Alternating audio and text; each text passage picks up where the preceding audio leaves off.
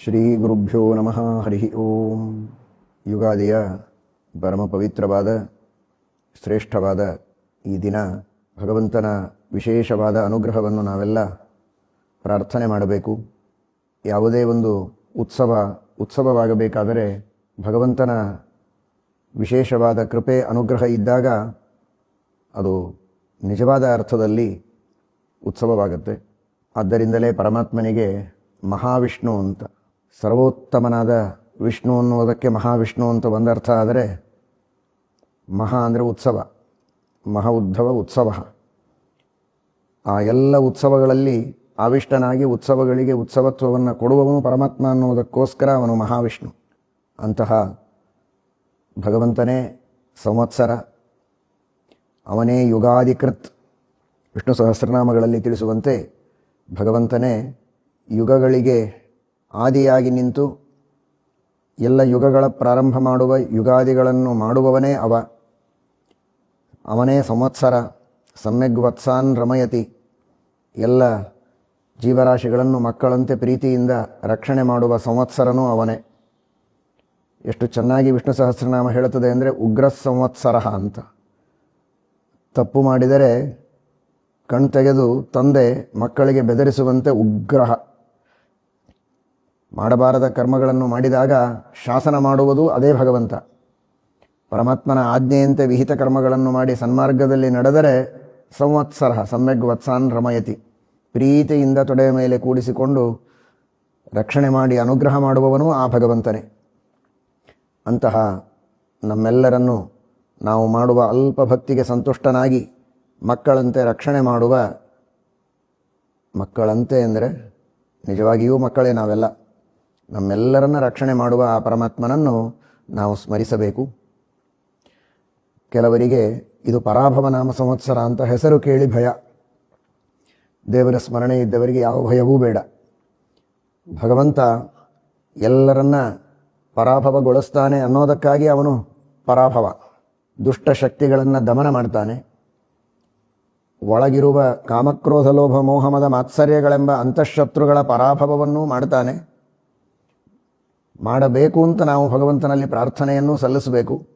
ಆ ಅಂತಃಶತ್ರುಗಳ ಪರಾಭವವನ್ನು ಮಾಡಿ ಸಾಧನೆಗೆ ವಿಘ್ನ ಆಗುವ ಹೊರಗಿನ ಬಾಹ್ಯ ದುಷ್ಟ ಶಕ್ತಿಗಳನ್ನು ದೂರ ಮಾಡಿ ನಿರ್ವಿಘ್ನವಾಗಿ ಮೋಕ್ಷ ಸಾಧನೆಯನ್ನು ಮಾಡಿಸು, ಧರ್ಮ ಕಾರ್ಯಗಳು ನಮ್ಮಿಂದ ನಡೆಯುವಂತೆ ಮಾಡುವಂತ ಆ ಪರಮಾತ್ಮನಲ್ಲಿ ನಾವು ಪ್ರಾರ್ಥನೆಯನ್ನು ಮಾಡಬೇಕು. ಧರ್ಮ ಕಾರ್ಯಗಳನ್ನೆಲ್ಲ ನಮ್ಮಿಂದ ಮಾಡಿಸಿ ಜ್ಞಾನವನ್ನು ನೀಡಿ ಮುಂದೆ ಪರಮಾತ್ಮ ನಮಗೆಲ್ಲ ಭವ ಅಂದರೆ ಸಂಸಾರ, ಅಭವ ಅಂದರೆ ಸಂಸಾರಕ್ಕೆ ವಿರುದ್ಧವಾದ ಮೋಕ್ಷ. ಆ ಮೋಕ್ಷವನ್ನು ನಮಗೆಲ್ಲ ಪರಮಾತ್ಮ ಕರುಣಿಸಬೇಕು. ಪರಾಭವ ಅಂತ, ಪರೇ ತನ್ನಿಂದ ಭಿನ್ನರಾದ ಉತ್ತಮ ಜೀವರಾಶಿಗಳೇನಿದ್ದಾರೆ. ಪರಶಬ್ದಕ್ಕೆ ಎರಡರ್ಥ, ಭಿನ್ನ ಉತ್ತಮ.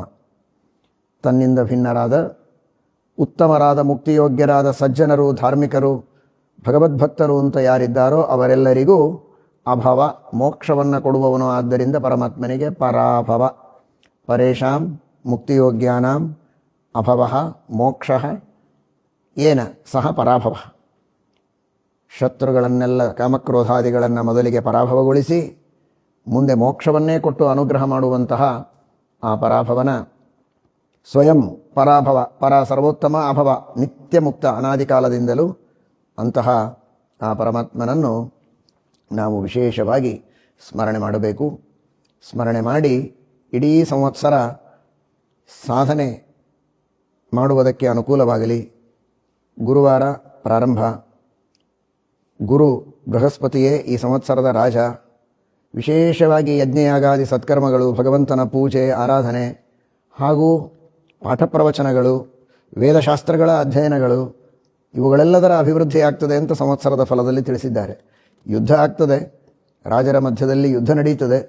ಆದರೆ ವಿಶೇಷವಾಗಿ ಜ್ಞಾನದ ಅಭಿವೃದ್ಧಿ, ಪಾಠ ಪ್ರವಚನಗಳ ಅಭಿವೃದ್ಧಿ, ಯಜ್ಞಯಾಗಾದಿಗಳ ಅಭಿವೃದ್ಧಿ, ಸತ್ಕರ್ಮಗಳ ವಿಶೇಷವಾದ ಅನುಷ್ಠಾನ ಸಜ್ಜನರಿಗೆ ಮಾಡುವುದಕ್ಕೆ ಎಲ್ಲ ಅನುಕೂಲತೆಗಳು ಈ ಸಂವತ್ಸರದಲ್ಲಿದೆ ಎನ್ನುವುದನ್ನು ತಿಳಿಸಿದ್ದಾರೆ. ಅದೆಲ್ಲ ಅಭಿವೃದ್ಧಿಯಾಗಲಿ. ಅಂತಹ ಒಂದು ಒಳ್ಳೆಯ ಅವಕಾಶದ ಸದುಪಯೋಗ ಮಾಡಿಕೊಳ್ಳುವುದಕ್ಕೆ ನಾವೆಲ್ಲ ಸಿದ್ಧರಾಗಿ ದೇವರಲ್ಲಿ ಬೇಡಿಕೊಂಡು ಹೆಚ್ಚು ಹೆಚ್ಚು ಶಾಸ್ತ್ರಗಳ ಅಧ್ಯಯನವನ್ನು ಮಾಡಿ ದೇವರ ಮಹಿಮೆಯನ್ನು ತಿಳಿದುಕೊಂಡು ಸಂವತ್ಸರವನ್ನು ಸಾರ್ಥಕ ಮಾಡಿಕೊಳ್ಳೋಣ. ಯುದ್ಧ ನಡೆದರೂ ಕೂಡ ಎಲ್ಲರಿಗೆ ಕ್ಷೇಮವಾಗಲಿ, ಸಜ್ಜನರಿಗೆ ಕ್ಷೇಮ ಆಗಲಿ. ಮಂಗಲ ಆಗಲಿ, ಯಾರಿಗೂ ಅನರ್ಥವಾಗದೆ ವಿಶೇಷವಾಗಿ ಎಲ್ಲರಿಗೂ ಕೂಡ ಭಗವಂತನ ಕೃಪೆಯಾಗಲಿ ಎಂಬುದಾಗಿ ಪ್ರಾರ್ಥನೆಯನ್ನು ಮಾಡೋಣ.